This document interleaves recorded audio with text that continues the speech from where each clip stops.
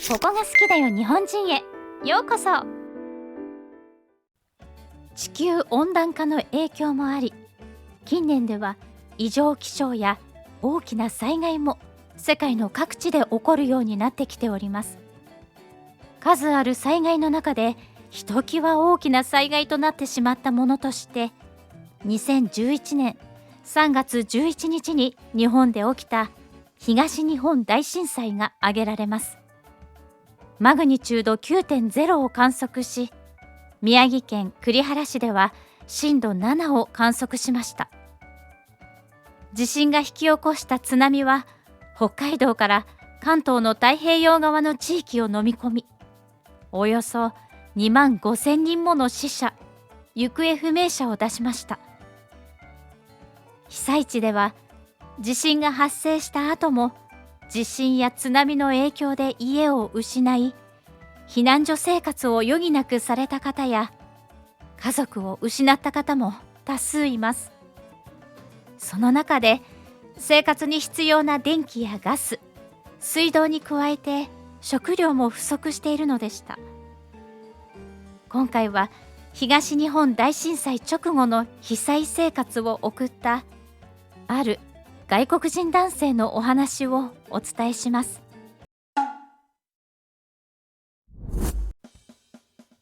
こんにちは。僕の名前はケニー。出身国はアメリカで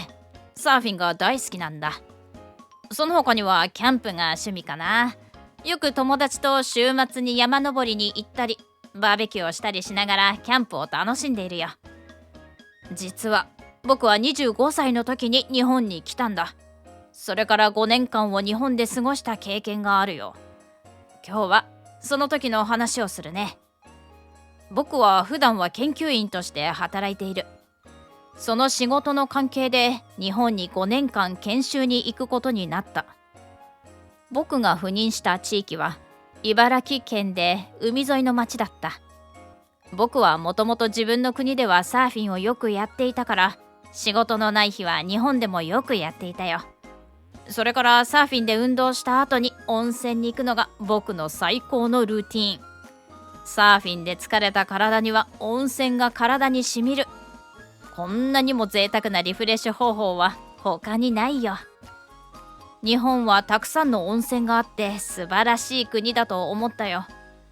自分の国にはこんなにもたくさん温泉はないからびっくりしたよ。それから日本のご飯は最高だね。どの料理が美味しいというよりかは全体的にクオリティが高いなと感じたよ。というのも僕が学生の時にはデニーズという飲食店で働いていたんだ。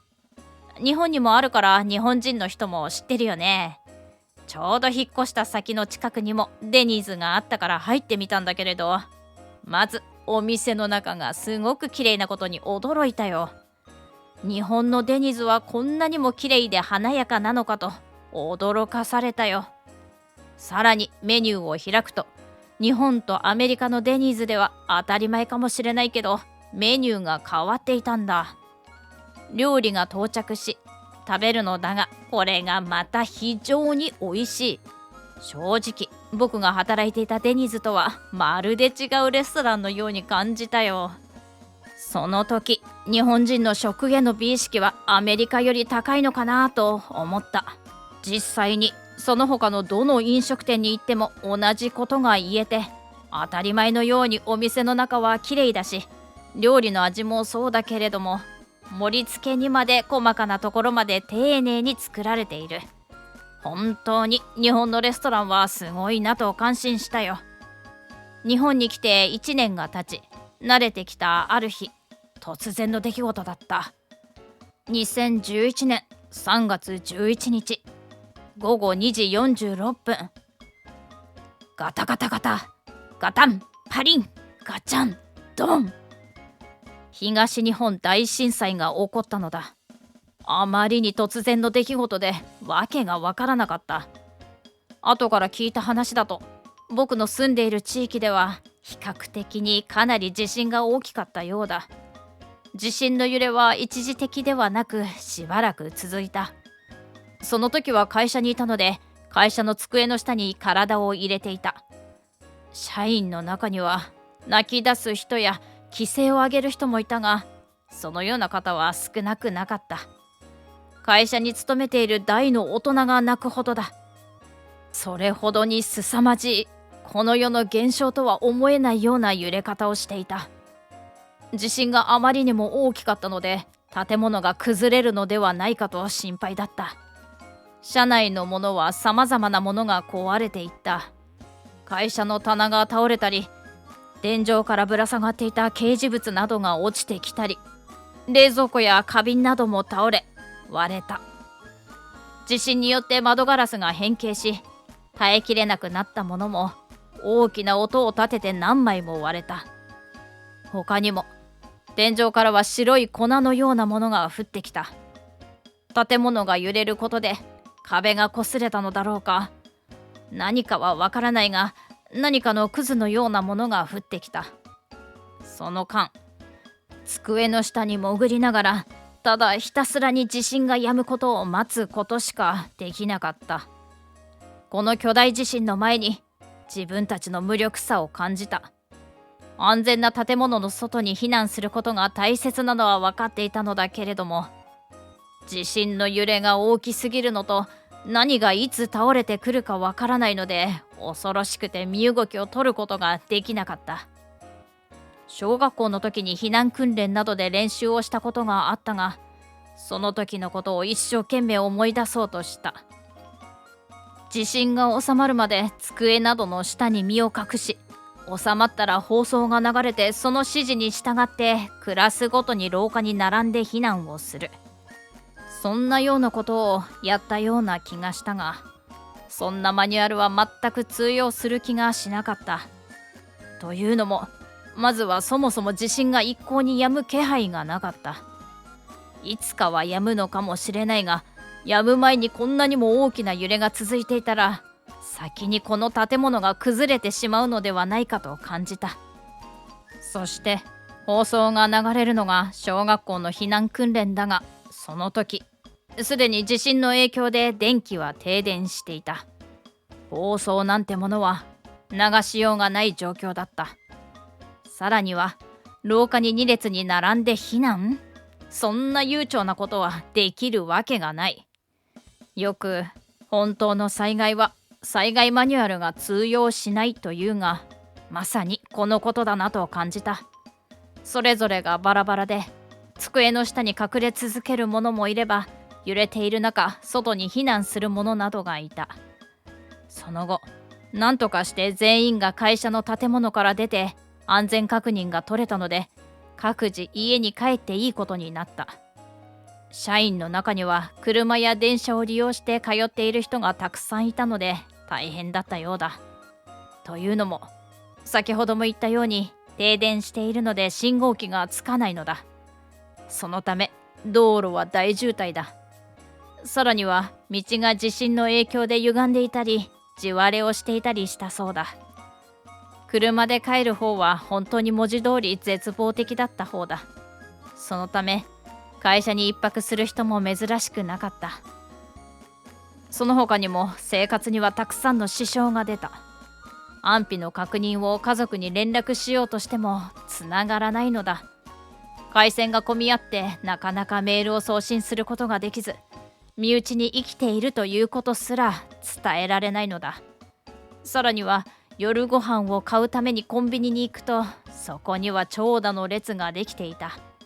幸いにもコンビニは非常電源が用意されていたようで、その電源でレジを動かしていた。長い列を並んでようやく店に入ると、そこにはほとんど食料品は何もなかった。とりあえずお腹を一番満たせそうなお菓子のクッキーを2枚買ったことを今でも覚えている。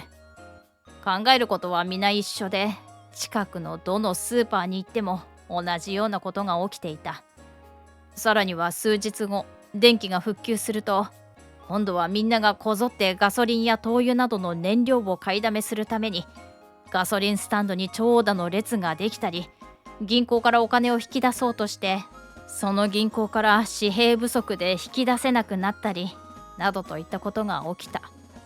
本当に大変なことが起きてしまったんだなぁと。毎日実感するような出来事が起きた。その後も東日本大震災の余震が続き、夜もなかなか不安で安眠することができなかったのと、そもそも食料がなかったので、僕は近くの避難所である小学校の体育館で生活することにした。結果的に電気が東日本大震災から3日後、水道が15日後に復旧した。そのため僕は2週間ほど避難所生活を送った。食事については自衛隊の方が来てパンやおにぎりを配給してくれた。その他にも避難所の小学校の家庭科室の大きな鍋を用いて炊き出しを行っていた。地元の小学生のお母さんやその学校の先生たちが交代で数百人分の味噌汁を毎日作ってくれた。その地域の人々や自衛隊の方などと協力して生活をしていくのだが、僕はかなり疎外感を感じた。体育館でたくさんの人と生活をしていくのだが、僕には知り合いがほとんどいなかった。そのため誰も話しかけてくれない。他の人たちはというと、家にあるものをお互いに貸し借りをしながら助け合いながら生活をしていた。その時、自分が日本にいながら日本語を話すことができない上に、日本人ではないからだとすごく悲しい思いをした。当然避難所生活なので自分一人では困ることがたくさんある。お風呂に入ることもできなければ、喉が渇いても水が飲めなかったり、生活に必要な情報について知らなかったり、不便なことがたくさんあった。そんな時助けてくれたのがある一人の大学生だった。その大学生は普段は学校で英語を勉強しているそうで、外国人である僕に抵抗感なく話しかけてきてくれた。その子も被災して学校で生活をしていた。もちろんそういう状況なので、お互いに会社もなければ学校もない。そのため時間を持て余していた。そこで僕はバスケットボールが得意だったので、彼とバスケットボールをして遊んだ。彼は友達を呼んできてくれて、その友達に僕を紹介してくれた。それからというもの、バスケットボールがきっかけですっかり仲良くなり、彼らにはいろんな面で助けてもらうことになった。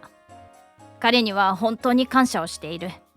多分一緒に避難所生活をしていた人たちも僕のことが嫌いなわけではなかっただろうし、いじめられたりするようなことはなかった。ただきっかけがなかっただけに過ぎないのではないかなと思った。だから今はアメリカで暮らしているけど、街で外国人を見かけたら挨拶をするようにしているよ。日本の避難所生活の時に出会った彼にしてもらったことを、今度は自分が人々にするんだ。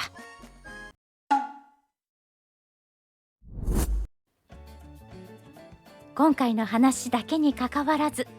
自分の国を離れて生活をするということは、なかなか人とのつながりも少なく、生活に困ることが多々あるかと思います。そのような方にも手を差し伸べることができるような人間になりたいものですね。そのような人が増えれば、人種関係なく人と人との心のつながる世界が実現することができるのではないかと考えます。最後までご視聴いただきましてありがとうございました。視聴者の皆様のご意見ご感想をコメント欄までお寄せください。もしよろしければ高評価やシェアしていただけると嬉しいです。それではまた次回の動画をお楽しみに。